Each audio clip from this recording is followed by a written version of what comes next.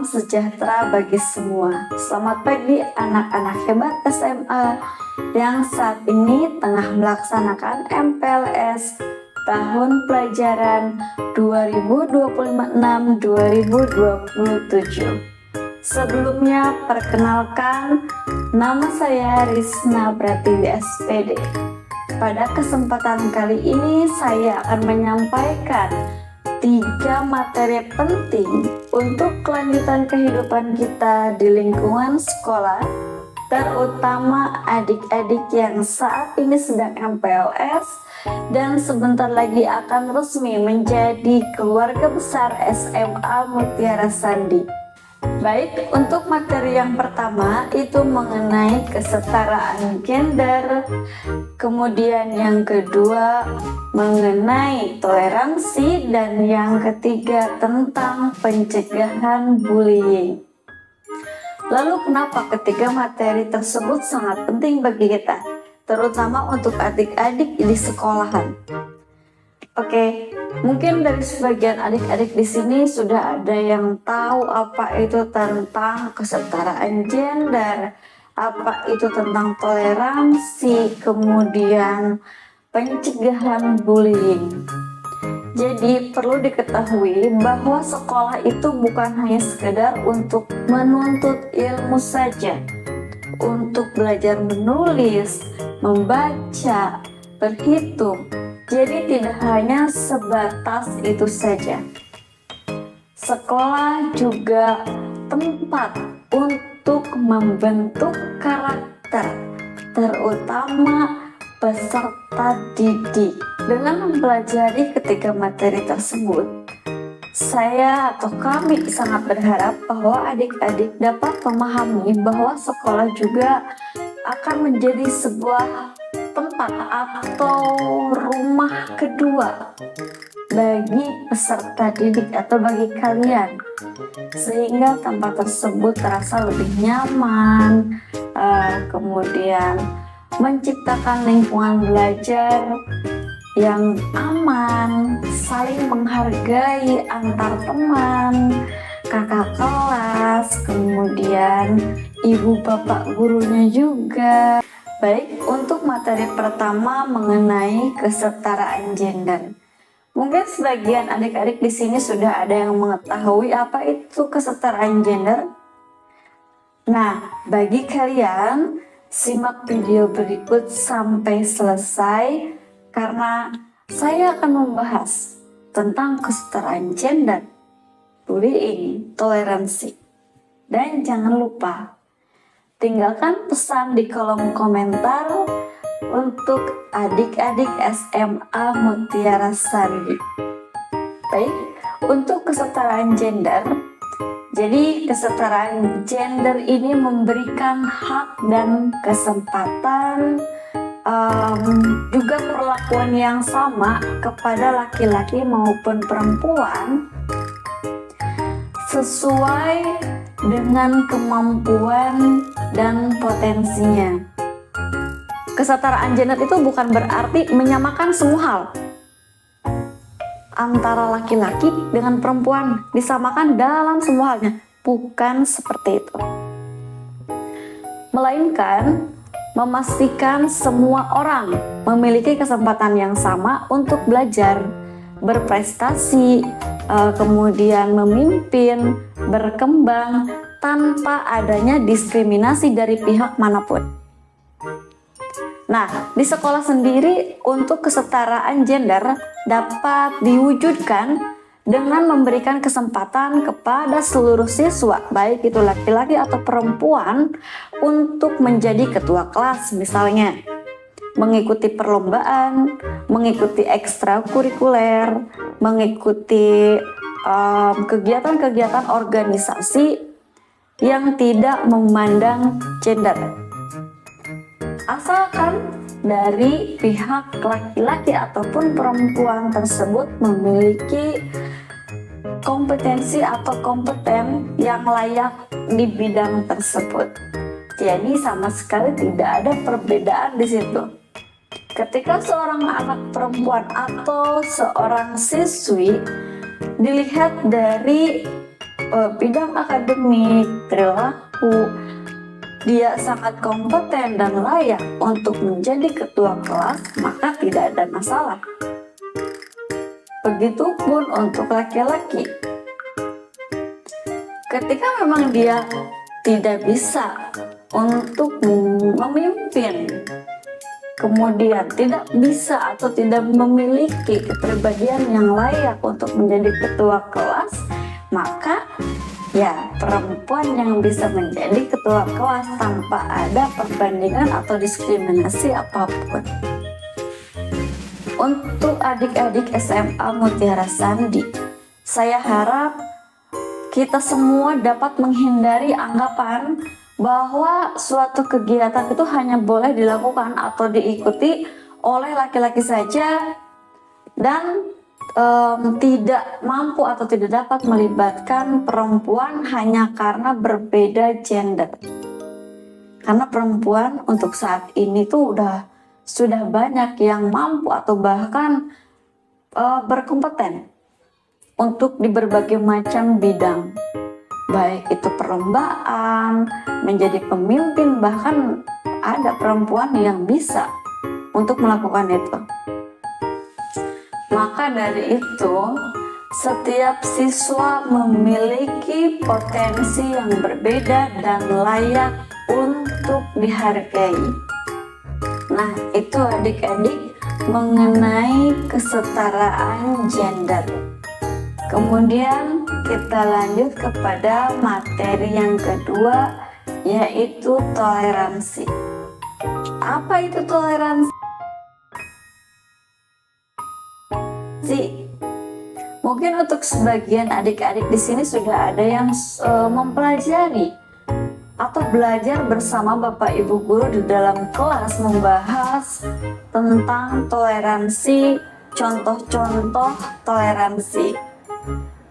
Untuk toleransi itu sendiri adalah sikap saling menghargai dan menghormati perbedaan. Di sekolah, kita akan bertemu dengan teman yang berbeda suku, berbeda agama, berbeda budaya, berbeda bahasa, karakter, maupun kemampuan belajar. Nah, perbedaan tersebut bukan alasan untuk saling mengejek atau menjauh dan tidak mau menemani, bukan seperti itu, tetapi menjadi kekayaan yang harus kita hargai. Mungkin dari perbedaan itu kita bisa belajar banyak hal. Dari budaya lain, kita mempelajari contohnya. Kita mampu mempelajari bahasa Jawa berkat teman kita yang orang Jawa. Sikap toleransi dapat ditunjukkan dengan menghormati teman yang berbeda agama, kemudian menghargai pendapat saat diskusi, berteman tanpa membeda-bedakan latar belakang, membantu teman yang mengalami kesulitan, serta menggunakan bahasa yang sopan saat berkomunikasi. Nah, sebaliknya, kita harus menghindari sikap mengucilkan teman, mengejek logat bicara, menghina perbedaan fisik atau budaya, kemudian memaksakan pendapat kepada orang lain. Saya harap dengan mempelajari materi toleransi, adik-adik di lingkungan SMA Mutiara Sandi bisa lebih saling menghargai antar teman dan antar sesama warga sekolah. Baik, untuk materi selanjutnya kita langsung ke pencegahan bullying. Siapa yang gak kenal dengan kata bully? Berawal dari kesetaraan gender, kemudian toleransi, dan berakhir di bullying. Ketiga materi tersebut ini sangat berhubungan ya adik-adik. Ketika kita tidak menghargai, ketika kita sudah membeda-bedakan mana laki-laki dan perempuan, dan kita lupa akan toleransi, maka bullying akan terjadi. Jadi saya harap ketika kalian nanti sudah berada dan sudah resmi menjadi siswa SMA Mutiara Sandi, untuk lebih peduli terhadap sekitar, tidak menjadikan perbedaan sebagai bahan ejekan, sebagai bahan sumber masalah untuk hal-hal yang tidak diinginkan. Nah, materi bullying ini bukan materi ya, tapi kata bullying ini sangat ditakuti baik oleh murid ataupun orang tua nih. Karena kalau kita lihat akhir-akhir ini di berbagai daerah, baik itu pedesaan, perkotaan, kemudian tingkat sekolahnya mulai dari tingkat TK hingga perguruan tinggi, bahkan masih ada kasus bullying. Lalu apa sih bullying itu? Yang kita tahu bullying ini hanya sekedar mencemooh, mengejek. Ya, itu juga termasuk bullying.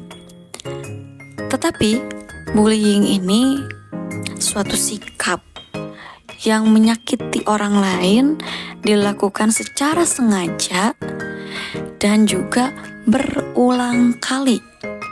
Bisa dilakukan oleh satu orang, bisa juga dilakukan oleh beberapa orang. Korbannya siapa? Banyak. Korbannya ini bisa jadi ada anak-anak yang penurut, kemudian anak-anak yang terlihat pendiam. Padahal diam penurut bukan berarti mereka tidak berani. Hanya saja bullying ini betul-betul menekan mental seseorang nih, terlebih anak sekolah. Bahaya tidak? Tentu. Bullying sangat berbahaya. Maka kami, pihak sekolah, bertanggung jawab penuh terhadap peserta didik atau murid supaya terhindar dari kasus bullying ini. Nah, jadi adik-adik, bullying ini adalah sikap menyakiti orang lain yang dilakukan secara sengaja serta berulang. Apa sih dampak bullying? Pertama, dampak bullying ini untuk korban tentu merusak psikis mentalnya. Jika dialami oleh anak sekolah, pertama, dia akan hilang rasa percaya dirinya. Kemudian minat belajarnya menurun dan enggan untuk bersosialisasi karena penuh tekanan, hingga akhirnya bisa jadi memutuskan untuk tidak melanjutkan sekolahnya. Itu adalah korban bullying. Saya harap adik-adik tidak ada yang pernah mengalami korban bully tersebut. Untuk pelaku ada ininya nggak dampak? Ada tentu. Untuk pelaku sendiri, bullying ini ada dampak. Sebetulnya pelaku bullying ini juga tidak berani melakukan tindakan bullying ketika tidak ada kesempatan atau tidak ada faktor pendorong. Faktor pendorong ini seperti teman-teman yang memiliki karakter kurang bagus. Nah, mereka bergerombol. Maka dari itu mereka berani melakukan tindakan bullying. Apa saja nih yang menyebabkan mereka melakukan tindakan bullying selain faktor dari lingkungan pertemanan? Biasanya kalau di lingkungan dalam kelas, yang dibully ini adalah orang-orang yang tidak mau mengikuti aturan-aturan dari kelompok tersebut. Mereka ini merasa aturannya ini perintahnya tidak diikuti atau dilawan padahal oleh teman sekelasnya. Jadi untuk adik-adik tidak perlu takut ketika nanti adik-adik sudah mulai melihat, oh di lingkungan saya ada teman yang mulai membuli. Segera laporkan kepada guru, wali kelas atau BK supaya mendapatkan tindakan yang lebih tepat dan adik-adik terhindar dari tekanan di luar sekolah. Itu yang dikhawatirkan oleh kami karena banyak sekali kasus dibully di dalam kelas. Adik-adik tidak berani melawan dan si pembuli ini berlanjut ke luar sekolah. Jadi adik-adik, bullying ini bukan suatu tindakan bercanda, candaan, permainan yang bisa kita lakukan seenaknya kepada orang lain. Seperti yang saya bahas tadi, bahwa bullying ini adalah sikap menyakiti orang lain yang dilakukan secara sengaja dan membahayakan. Adik-adik, tolong diwaspadai, dihindari, dan jangan sampai melakukan bullying terhadap siapapun. Jika ada sesuatu hal yang memang dirasa tidak sejalan dengan pemikiran kita atau dengan keinginan kita, alangkah baiknya kita lakukan diskusi. Nah, maka kembali lagi kepada materi toleransi. Perbedaan itu bukan untuk dijadikan sebagai bahan olokan, bukan dijadikan sebagai bahan peledak emosi, tetapi dijadikan sebagai sumber kekayaan untuk dihargai, dijadikan sumber pembelajaran bagi kita. Kita harus memahami apa yang diinginkan orang lain dan apa yang diinginkan oleh kita diri sendiri. Keinginan kita tidak akan selalu sama dengan orang lain dan lingkungan tidak akan selalu mendukung keinginan kita untuk terwujud. Maka dari itu hargai supaya tidak terjadi bullying. Bullying dibagi menjadi 4 jenis. Yang pertama ada bullying secara fisik. Yang kedua ada bullying secara verbal. Kemudian ada bullying secara sosial dan ada bullying secara media digital. Contohnya seperti apa? Untuk bully fisik ini sudah jelas. Fisik berarti memukul, menendang. Nah, itu termasuk contoh bullying fisik. Kalau bullying verbal ini menghina. Contohnya, kemudian menyudutkan orang lain. Dan bullying sosial ini gosip. Nah, siapa yang suka menggosip? Ini salah satu bentuk bullying sosial nih. Tolong dihindari untuk tidak sering menggosip ya adik-adik.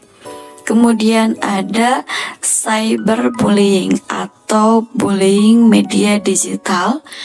Biasanya menyebarkan informasi yang palsu atau hoax. Kemudian menyebarkan atau menjelekkan orang lain lewat percakapan di grup. Untuk itu, tolong hindari sikap-sikap yang tadi saya sebutkan. Bullying atau perundungan adalah tindakan menyakiti orang lain yang dilakukan secara sengaja juga berulang. Anak-anak yang kami banggakan, mari kita bersama-sama membangun budaya sekolah saling menghargai, saling menghormati perbedaan, dan membentuk karakter serta menolak keras bullying. Jadilah pelajar yang berkarakter, berakhlak mulia, serta mampu menerima perbedaan, dan kita semua bisa menciptakan lingkungan sekolah yang aman, nyaman, inklusif, menyenangkan bagi kita semua. Terima kasih atas perhatiannya. Wassalamualaikum warahmatullahi wabarakatuh.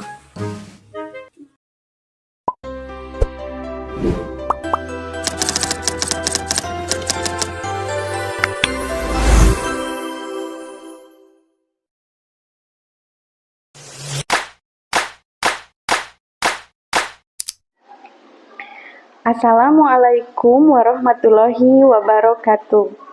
Selamat pagi adik-adik peserta MPLS tahun ajaran 2026-2027. Perkenalkan, saya Ropi Yulianisi SPDI akan menjelaskan tentang 7 kebiasaan anak Indonesia hebat. Adik-adik, apakah kalian sudah tahu 7 kebiasaan anak Indonesia hebat? Kalau belum, tonton dan simak videonya sampai selesai ya. 7 kebiasaan anak Indonesia hebat. Yang pertama, bangun pagi. Yang kedua, beribadah. Yang ketiga, berolahraga. Yang keempat, makan makanan sehat dan bergizi. Yang kelima, gemar belajar. Yang keenam, bermasyarakat dan bersosialisasi. Yang ketujuh, tidur lebih awal. Bagaimana adik-adik? Apakah kalian sudah tahu 7 kebiasaan anak Indonesia hebat? Akan Ibu ulangi agar kalian lebih mengingat untuk membiasakan diri dengan 7 kebiasaan anak Indonesia hebat. 7 kebiasaan anak Indonesia hebat. Yang pertama, bangun pagi. Yang kedua, beribadah. Yang ketiga, berolahraga. Yang keempat, makan makanan sehat dan bergizi. Yang kelima, bermasyarakat dan bersosialisasi. Yang keenam, gemar belajar. Yang ketujuh, tidur lebih awal.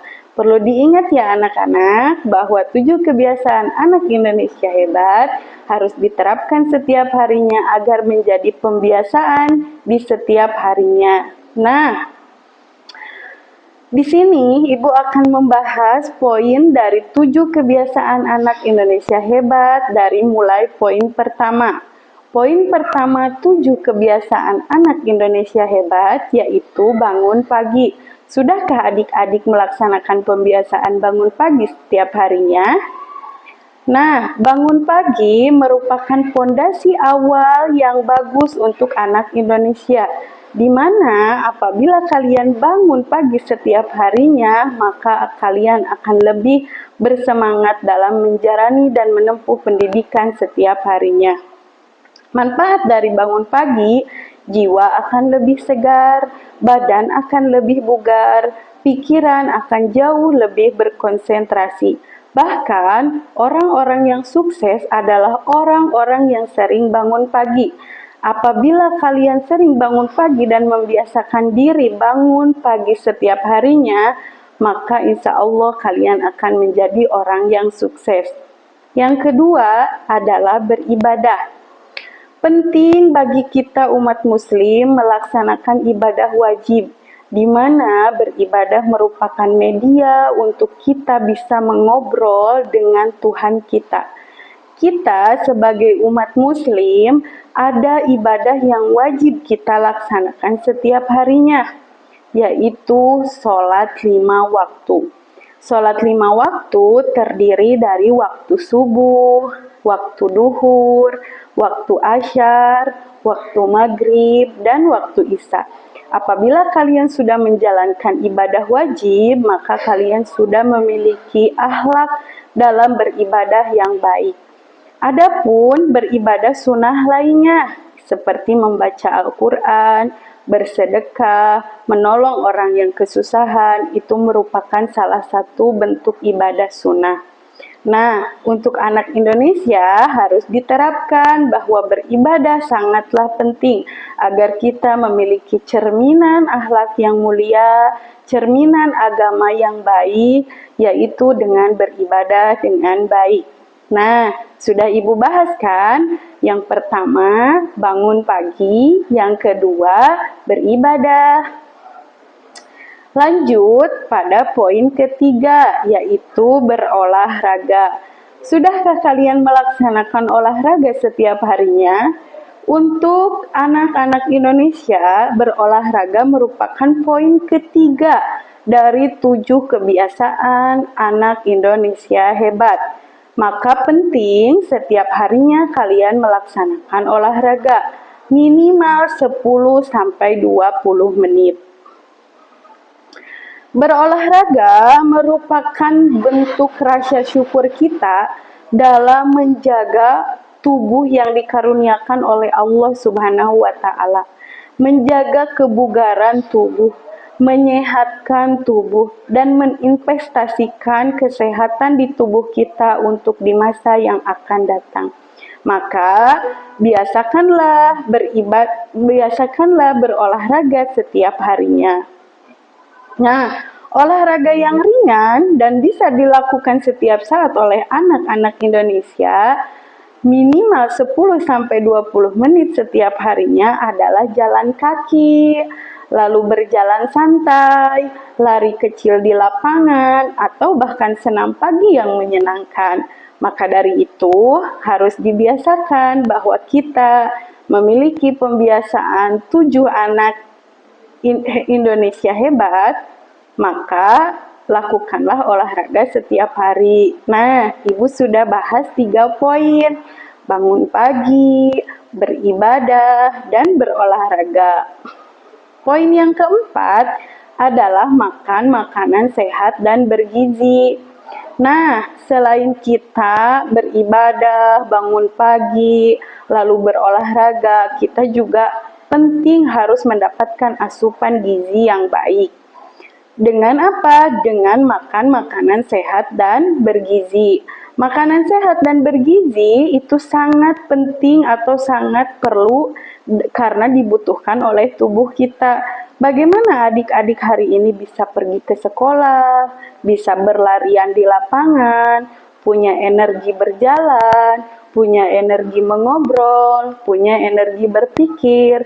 Semua itu dari asupan makanan yang kalian makan. Untuk itu, penting bagi kita untuk mendapatkan asupan makanan sehat dan bergizi. Makanan sehat dan bergizi itu seperti apa? Yang pertama adalah karbohidrat. Karbohidrat sangat dibutuhkan oleh tubuh untuk bisa mendapatkan suatu energi atau tenaga. Kalian bisa berjalan-jalan, bisa berlarian, bisa berangkat ke sekolah karena kalian memiliki tenaga. Dan tenaga bersumber dari makanan yang kalian makan. Maka dari itu, Ibu akan memberitahu makanan sehat dan bergizi apa saja yang diperlukan oleh tubuh kalian. Yang pertama adalah karbohidrat. Yang kedua adalah protein hewani dan protein nabati. Protein sangatlah penting untuk tubuh kita karena adik-adik di usia yang masih masa pertumbuhan sangat-sangatlah perlu protein karena kalian memiliki sel yang bertumbuh, sel yang meregenerasi, dan sel yang saling berganti dari yang mati sampai yang memperbaharui. Kenapa kalian membutuhkan asupan? Karena kalian bertumbuh dan beraktivitas. Maka dari itu akan Ibu jelaskan makanan apa saja yang sehat dan bergizi untuk kalian.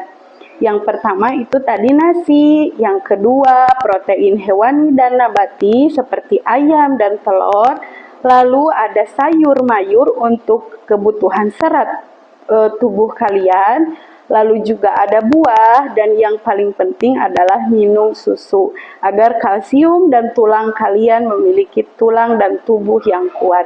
Nah, sudah berapa poin nih yang Ibu bahas dari 7 kebiasaan anak Indonesia hebat? Poin yang pertama tadi bangun pagi, yang kedua beribadah, yang ketiga berolahraga, yang keempat makan makanan sehat dan bergizi. Nah, sekarang lanjut pada poin yang kelima, yaitu gemar belajar.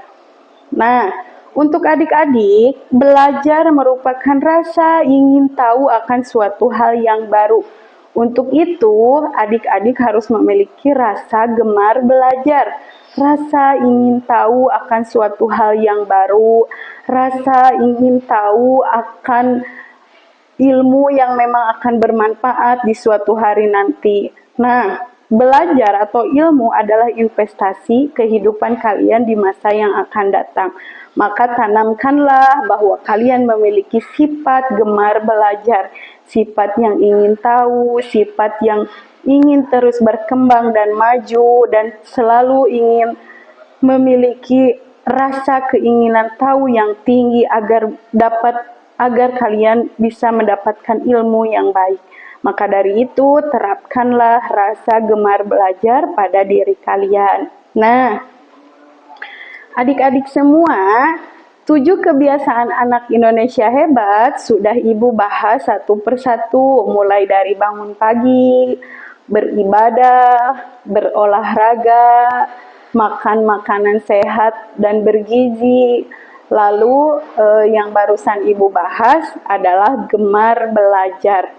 Nah, poin yang keenam yaitu hidup bermasyarakat atau sosialisasi. Nah, karena manusia adalah makhluk sosial, manusia yang tidak bisa hidup sendiri, maka bangunlah hubungan sosial dengan antar manusia dengan sebaik-baiknya. Kalian membangun pertemanan kalian dengan teman-teman kalian, membangun rasa sosial yang tinggi, dan bisa menjaga lingkungan di lingkungan kalian sehari-hari. Nah, lingkungan yang kalian jaga sekarang akan kalian petik manfaatnya di kemudian hari. Maka hiduplah bersosialisasi, hiduplah bermasyarakat, hiduplah bermanfaat untuk orang lain, orang sekitar, bahkan orang yang membutuhkan. Nah, lalu selanjutnya, poin 7 kebiasaan anak Indonesia hebat adalah tidur lebih awal. Nah, tidur lebih awal seperti pada sunnah Rasul, bahwa tidur yang baik itu adalah tidur jam 9 malam dan bangun jam 4 subuh untuk melaksanakan sholat subuh. Kenapa kita membutuhkan tidur yang cukup dan berkualitas? Itu masih berkelanjutan dengan kesehatan, masih ada kaitannya dengan kesehatan.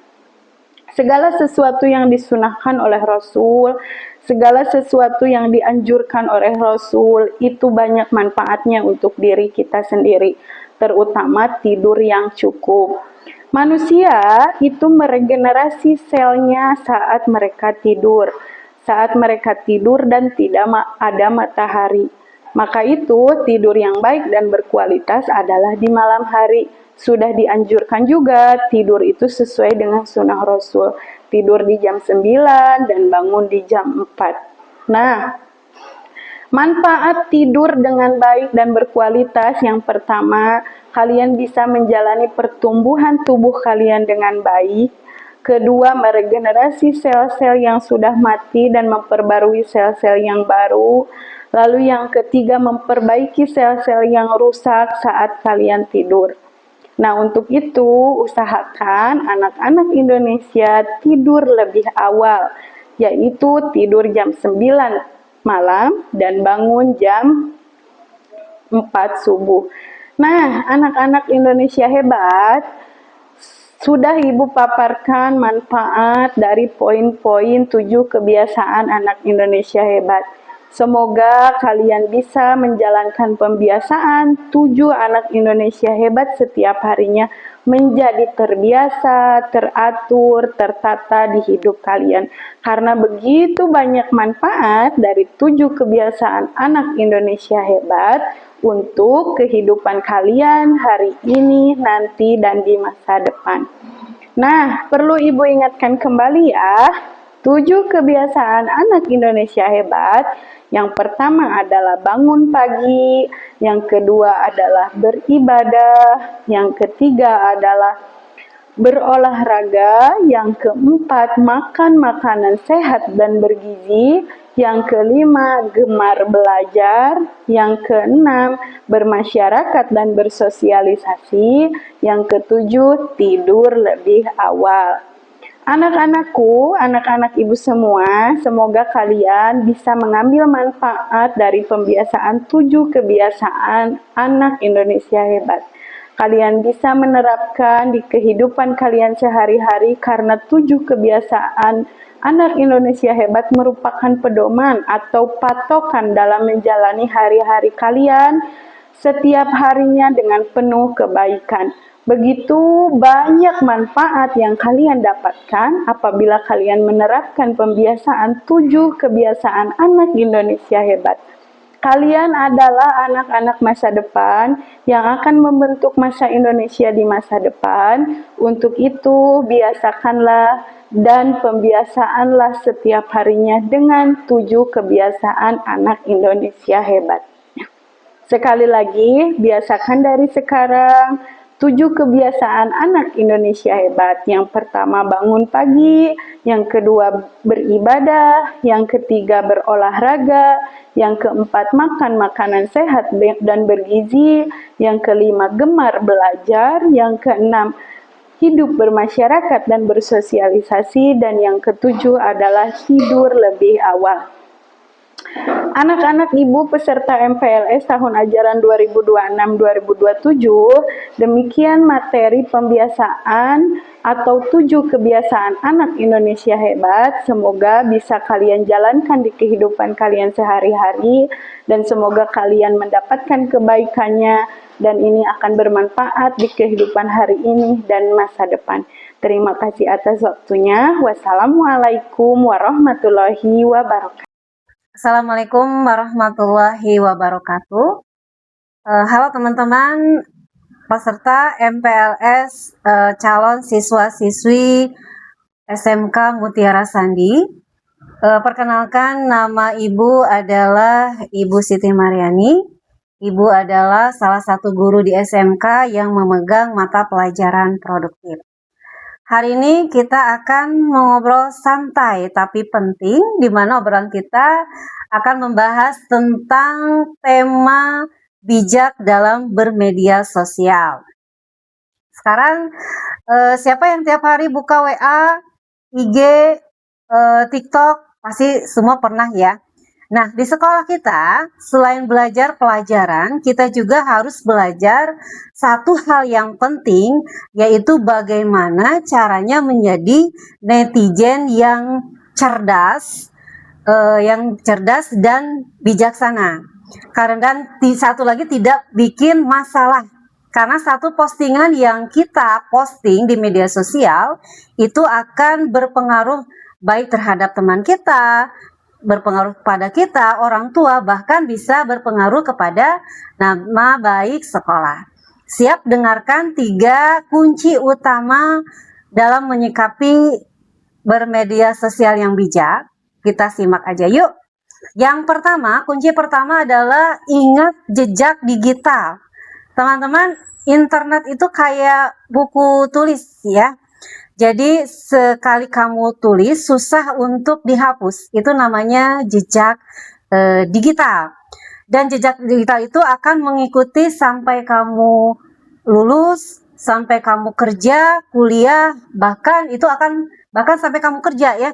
Itu akan susah sekali, akan merusak masa depan sekolahnya. Contohnya seperti ini, ada seorang anak yang memposting satu video ya tahun lalu, dan videonya itu tentang bullying terhadap temannya. Dan tidak disangka video itu akhirnya viral dan akhirnya viral dan akhirnya dia dipanggil oleh polisi karena terkena undang-undang ITE dan masa depan sekolahnya itu ikut hancur karena hal itu. Dan contoh lainnya adalah ada HRD ketika dia menerima seorang pekerja yang melamar pekerjaan kepada perusahaannya, otomatis dia akan mengecek terlebih dahulu latar belakang si pelamar kerjanya. Dengan cara salah satunya adalah mengecek IG-nya. Kalau di Instagram atau di TikTok-nya, isinya hanya tentang keluhan, galau, drama, head comment, itu pasti akan berpengaruh kepada penilaian. Ya, mungkin si HRD akan berpikir, di media sosial saja dia berani seperti itu, apalagi nanti kalau dia sudah bekerja di perusahaan, otomatis itu akan membawa nama baik perusahaannya. Nah, itu akan menjadi penilaian tersendiri bagi perusahaan dan penilaiannya pasti akan jelek. Jadi aturannya gampang, harus bagaimana? Nah, sebelum memposting ada 3P yang harus kita perhatikan. Yang pertama adalah pantas. Pantas tidak ini buat diposting. Pantas tidak kalau orang tua, guru kita melihat hal tersebut. Yang kedua perlu, apakah ini perlu diposting atau tidak? Yang ketiga adalah positif. Apakah yang akan kita posting itu berdampak positif atau tidak? Kalau jawabannya satu tidak, maka jawabannya adalah tahan jempol kita untuk tidak memposting hal tersebut. Kunci yang kedua, jaga data dan privasi. Ya, teman-teman, kalian itu aset berharga dan data kalian juga sangat berharga. Penipu di internet paling suka sama anak sekolahan karena dianggap masih kurang paham. Apa yang jangan di-share di sosial media? Pertama adalah data pribadi. Data pribadi itu apa saja? Seperti fotokopi KTP orang tua, kartu pelajar, alamat rumah lengkap. Kenapa tidak perlu di-share? Jangan di-share karena yang namanya fotokopi, yang namanya KTP, yang namanya alamat itu berisi tentang informasi-informasi data kita yang nantinya kalau kita share di media sosial itu akan disalahgunakan oleh orang yang tidak bertanggung jawab. Salah satunya adalah oleh pinjol, ya, oleh orang yang pinjol. Yang kedua adalah lokasi real time. Lokasi real time itu adalah jangan posting ketika kita berada di rumah sendirian, karena itu akan mengundang para penjahat untuk melakukan tindakan kriminal. Yang ketiga adalah masalah pribadi. Nah, ini adalah salah satu contoh kasus yang sering sekali terjadi. Kalau misalkan salah satunya adalah kalau kita misalkan punya masalah dengan teman atau siapapun, jangan sekali-kali diposting di media sosial karena itu akan menyebabkan kesalahpahaman, dan ini adalah salah satu hal yang mengakibatkan salah satu tindakan kriminal, ya. Maka kalau misalkan kita punya masalah dengan teman atau siapapun, selesaikanlah di dunia nyata. Oke, kita maju ke kunci utama yang ketiga. Jaga mental dan lingkungan. Pilih konten yang sehat. MPLS ini adalah masa adaptasi.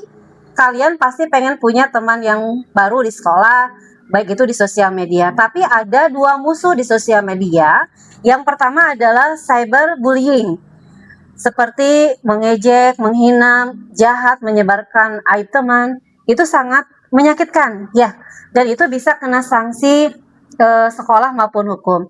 Kalau kamu melihat teman kita dibully, jangan diam saja, tetapi laporkan ke guru BK.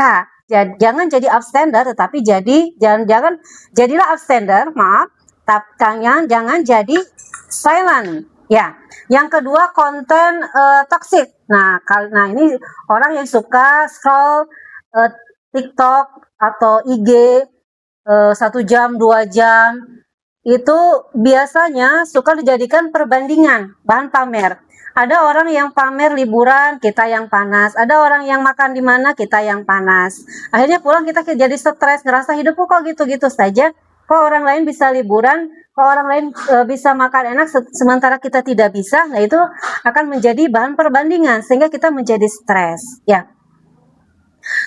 Carilah solusinya bagaimana? Cari akun-akun yang membawa aura positif, bukan aura positif ya, akun-akun positif ya, dan unfollow akun-akun yang membuat kamu insecure. Bagaimana akun-akun positif itu? Contohnya adalah akun-akun yang mengajarin kamu tentang masak, gambar, atau kajian, atau bisa bikin kamu ketawa. Sebenarnya HP itu adalah alat ya, mau dipakai bikin kamu pintar bisa, mau bikin kamu down atau hancur sangat bisa. Pilihannya hanya satu, yaitu di kamu. Mau pilih yang mana? Nah, sekolah kita mau kalian jadi generasi yang naik kelas, bukan generasi yang naik darah gara-gara sosmed. Ya, oke teman-teman, kita udah di akhir, kesimpulannya cuma 3. Bagaimana cara menggunakan media sosial yang bijak? Yang pertama itu adalah ingat jejak digital, yang kedua jaga data privasi, yang ketiga jaga mental kamu. Kalian adalah wajah baru sekolah kita. Lewat sosmed juga orang bisa lihat sekolah kita keren atau enggak. Kalau siswa di Mutiara Sani cerdas, kreatif, dan bijak, kita tunjukkan itu. Selamat menjalankan MPLS, semoga betah di sekolah sini. Kalau ada masalah di sosial media, jangan takut ceritakan ke guru BK atau wali kelas ya. Terima kasih dan sampai jumpa di sekolah.